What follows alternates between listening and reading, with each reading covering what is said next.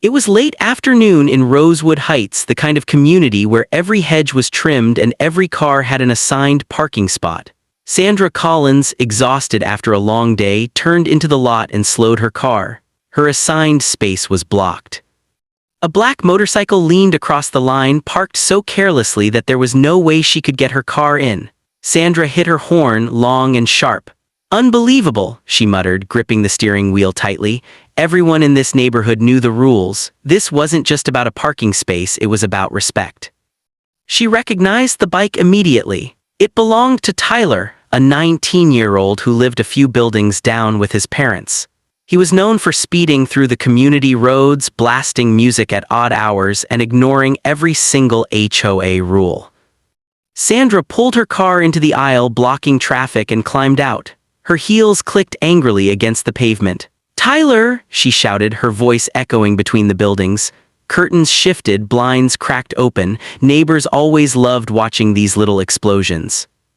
Tyler appeared a minute later, helmet in one hand, earbuds still dangling from his ears. He wore that same smirk that made Sandra's blood boil. "What's the problem, Ms. Collins?" he asked, as if he didn't already know. "You're in my spot, that's the problem. Move this junk heap right now." Tyler glanced lazily at his bike and shrugged. "Relax, it's just for a few minutes, you've got plenty of other spaces." Sandra's face went red. "No, this is my assigned spot, I pay for it, I follow the rules, and you think you can just park wherever you want, not today."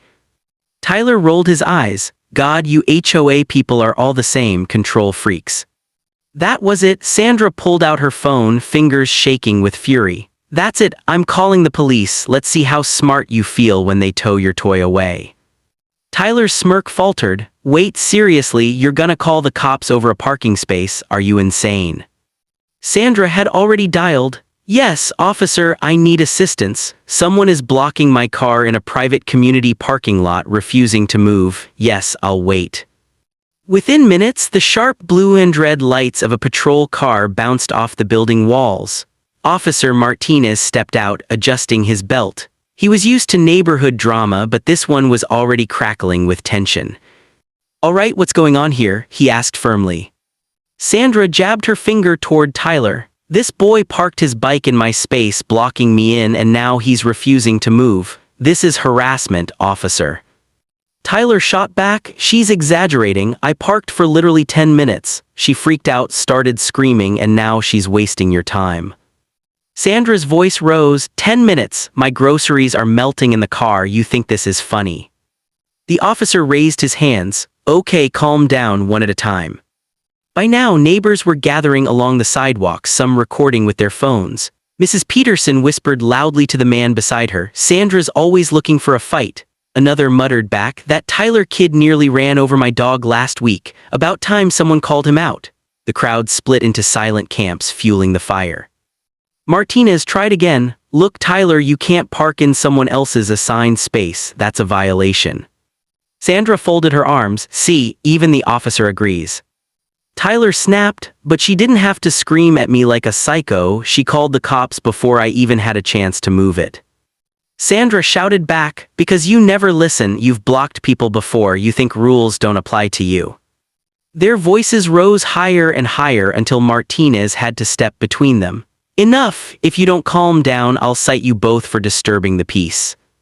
Just then, Tyler's father, Mr. Harris, rushed out of their unit, his face pale with embarrassment. "What's going on here?" Sandra turned to him immediately. "Your son is disrespectful and reckless. He blocks spaces, breaks rules, and now he's wasting police time." Mr. Harris glared at Tyler. "How many times have I told you not to park like that?" He yanked the keys out of his son's hand. Tyler's voice cracked with anger. "Dad, seriously, you're taking her side." Sandra crossed her arms with satisfaction. Finally, some accountability. But Tyler wasn't done. He shoved the bike upright with more force than necessary, the handlebars swinging into a neighbor's trash bin. The metal clattered loudly against the pavement. Gasps rose from the crowd. The officer's hand went to his radio. "This ends now," Martinez barked. "Move the bike or I'll impound it." The air was thick with silence. Everyone waited to see what Tyler would do next. Tyler gritted his teeth, his chest rising and falling with anger. You can't impound my bike, I didn't do anything wrong. Sandra laughed bitterly. Didn't do anything wrong, you blocked me in, wasted my time, and now you're making a fool of yourself in front of the whole neighborhood. The crowd buzzed, some whispered in support of Sandra, others muttered that this had gone too far. Phones were still recording, capturing every word. Move the bike now, Officer Martinez repeated firmly, or I'll make the call. Tyler's fists clenched. He grabbed the handlebars and yanked the motorcycle backward. The kickstand scraped harshly across the asphalt. As he tried to pull it straight, Sandra stepped closer, pointing her finger almost in his face. You're nothing but a spoiled brat. People like you ruin communities. That was the breaking point. Tyler shoved her hand away. Don't touch me, he barked. Sandra stumbled back a step but regained her balance. Her face twisted with fury. Without thinking, she shoved him hard in the shoulder. The crowd gasped. Ma'am, Martinez shouted, but it was too late. Tyler lunged forward, his hands colliding with Sandra's arms. She cried out, and the two of them began shoving each other violently in the middle of the parking lot. Neighbors shouted, some yelled at Tyler, others at Sandra. Mr. Harris grabbed his son's arm, trying to pull him back. Stop it, Tyler, stop right now. But Tyler was out of control. She started it, he yelled, his voice breaking with rage. He tried to push past his father to get at Sandra again. Sandra's bag slipped off her shoulder, spilling groceries onto the pavement. Cans rolled across the lot. She pointed at him with trembling hands. Arrest him, he just assaulted me. Both of you knock it off, Martinez's voice thundered. He stepped between them, one hand out toward Sandra, the other holding Tyler back. This is not how we're going to handle this. You step back now. But Sandra refused to move. Her cheeks were flushed, her hair clinging to her face with sweat. He can't just get away with this. He's dangerous. Look at him. Tyler jerked free from his father's grip, his eyes burning with humiliation. Dangerous? You're crazy, he shouted, then kicked one of Sandra's fallen grocery cans across the lot like a soccer ball. It clanged against a car bumper, setting off an alarm. The piercing siren made everyone flinch. Neighbors covered their ears. The flashing headlights from the alarm lit up the faces in the crowd, making the scene feel like chaos itself. Martinez had enough. He grabbed Tyler by the arm and forced him against the side of his own bike. That's it, you're done. The crowd erupted. Some cheered, some shouted objections. Sandra, her chest heaving, shouted over the noise. Finally, take him away, that's where he belongs. Tyler twisted against the officer's grip, shouting back, this is insane, she attacked me first, why isn't she in cuffs too? Martinez's jaw tightened. He looked from Tyler to Sandra, then to the phones pointed at him from every direction. His every move was being recorded. One wrong decision and the HOA would be buzzing about it for months. Both of you, he said, his voice like steel, are coming with me, disturbing the peace. Assault, I don't care who started it. Sandra's face went pale. What, me? I'm the victim here. The officer didn't budge. Tell it to the judge. Mr. Harris buried his face in his hands. The neighbors whispered furiously, some sympathetic to Sandra, others shaking their heads at Tyler, but everyone equally fascinated. The parking lot of Rosewood Heights, usually so quiet and orderly, had turned into a full-blown spectacle. And it wasn't over yet. The flashing lights reflected off the rows of parked cars as Officer Martinez held Tyler pinned against the motorcycle. Sandra stood a few feet away, still shaking, her groceries scattered across the ground. The neighbors didn't move. No one wanted to miss the end of the show. Officer, you can't seriously be arresting me, Sandra pleaded, her voice shrill. I'm the one who called you. I'm the victim here.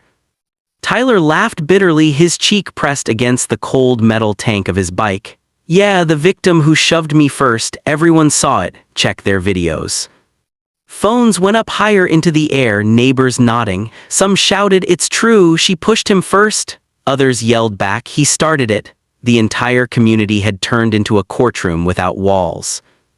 Martinez raised his voice above the noise. Enough, if you don't all back up right now, I'll clear this lot myself. His hand hovered near his radio again, and slowly the crowd quieted. Mr. Harris gripped his son's shoulder, desperation in his eyes. Please, officer, he's just a kid. Don't ruin his life over this. Sandra's jaw clenched. Kid, he's old enough to know better, and he's been terrorizing this neighborhood for months. She pointed at the still blaring car alarm, the kicked-over trash bin, the skid marks from Tyler's careless parking. This isn't just one mistake, this is who he is. Tyler twisted to glare at her, his face red. And you're a bully, you scream at everyone like you own this place, nobody even likes you. A ripple went through the crowd. People looked at one another. It was true, Sandra had a reputation for being sharp-tongued, quick to argue, and relentless when it came to rules. More than one neighbor had felt the sting of her wrath. Officer Martinez sighed. All right, here's what's going to happen. Both of you are coming down to the station. We'll sort this out there. Sandra's knees almost buckled. The idea of being marched off in front of her neighbors, treated like a criminal, made her skin crawl. Please no, not like this. Before Martinez could respond, a tall man in a navy blazer stepped forward from the crowd. It was Mr. Jennings, president of the HOA board. His voice carried authority, calm yet commanding. Officer, if I may, he said, perhaps we can resolve this here. The HOA has procedures for community disputes. I can assure you this won't go unpunished. Martinez eyed him carefully. This has already crossed into criminal territory, assault, property damage, disturbing the peace. Jennings nodded slowly. Yes, but if both parties agree to de-escalate, we can handle disciplinary measures internally. Fines, hearings, even suspension of community privileges. That might be more productive than dragging them both downtown tonight. Sandra's head snapped toward him. Suspension, fines, he should be banned from living here. Jennings held up a hand. And you, Sandra, are not innocent in this either. We all saw the shove. Gasps rippled through the crowd. For once, Sandra had no words. Her face burned as she realized the neighbors, the board, the police, all of them had seen her lose control. Martinez exhaled slowly. Fine, but this is my warning. If I get called here again for the two of you, there won't be any HOA hearing. It'll be handcuffs. He released Tyler, who stumbled backward, rubbing his arm. Mr. Harris grabbed his son immediately. You're grounded. Don't even think about leaving this house without me for a month. Sandra bent down slowly, picking up her fallen groceries with trembling hands. A few neighbors reluctantly helped her, though most just watched, shaking their heads. The power she once held through her voice and complaints had cracked tonight. Jennings turned to the crowd. There will be a special HOA hearing this week. Both Sandra and Tyler will face consequences for this disgraceful behavior. Let this be a warning. We live in a community, not a circus. The crowd finally began to disperse, murmuring and gossiping. Some shook their heads at Tyler, others at Sandra, but no one would forget what happened. Videos would spread through group chats before the night was over. As Sandra loaded the last can back into her bag, she glanced up at Tyler. His eyes were still full of hate, but there was something else there too, fear. He had been humiliated in front of everyone and his pride had been broken. Sandra herself felt a hollow pit in her stomach. She had won nothing. The boy wasn't in jail and her neighbors had turned against her. In Rosewood Heights, appearances meant everything, and tonight hers had shattered. The parking lot fell quiet again, but the echo of shouting, the blare of the alarm, and the sight of neighbors' phones glowing in the dark lingered in the air. The fight was over, but the scars it left on the community were just beginning.